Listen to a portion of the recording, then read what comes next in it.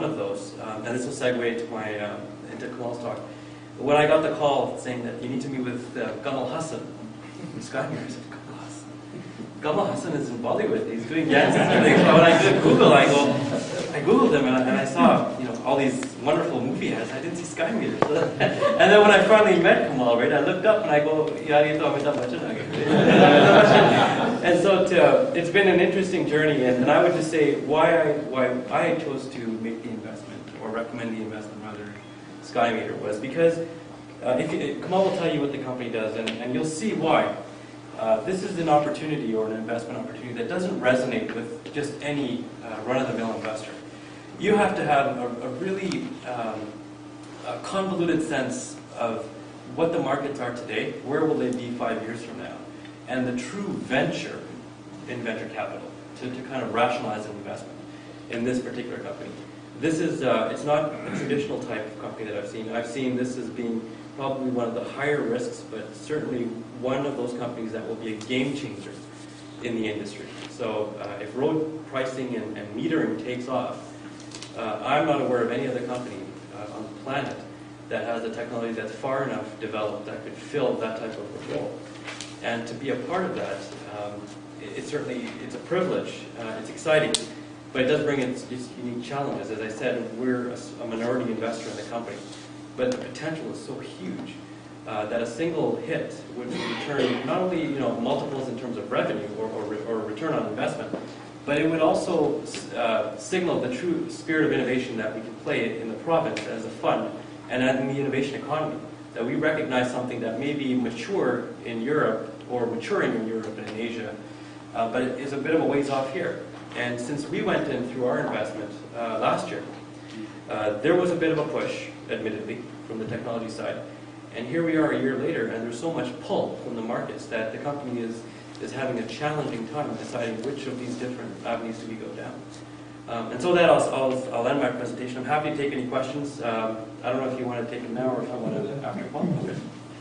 Thanks for your time.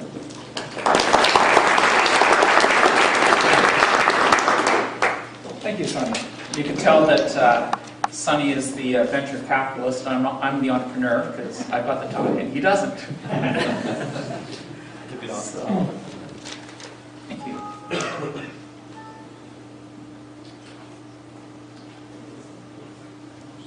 So one of the things, just to mention before I start off, I don't know if people realize that you've just heard from a venture capitalist who's made 6 or 7 investments in the past 15 months or something, Yeah. which makes him one of the most, if not the most prolific venture capitalists in Canada today. Because there are very few partners who can stand up and say, hi, I've done 6 investments in the past year and a half. It's been a very challenging time, so I think it's very interesting to hear. And there's a little bit of a transition where we always think of venture capital as a private activity. And the Ontario government has taken some very bold steps here to say, why don't we invest in companies, invest and share in their success? And they stepped in and did this at a very important time in the marketplace.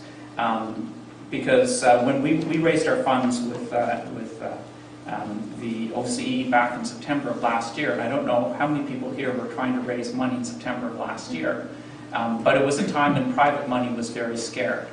And the nice thing about being the government is that you can take a longer term view and look for good investments. I'll tell you a little bit about SkyMeter, the company that the OCE is invested in, and then I'll return at the end of that to talk a little bit more about what the OCE does, why it's useful, why it's interesting to have as an investor. So let me move to SkyMeter. SkyMeter does smart metering for cars and trucks, something called financial grade GPS. And I won't expect you to understand that first. I'm just going to explain that in one slide. Before I do that, I have a slide here of 3 quotes from US governments. I wish they were Canadian governments, but this is the US, which sums up the whole presentation. And you can see why we may or may not be interested as a company from this. So I'll warn you, these are quotes from government officials, so they have to be a little careful about what they say sometimes. Mayor of San Francisco says that metering cars is the single greatest step he can take to protect the environment.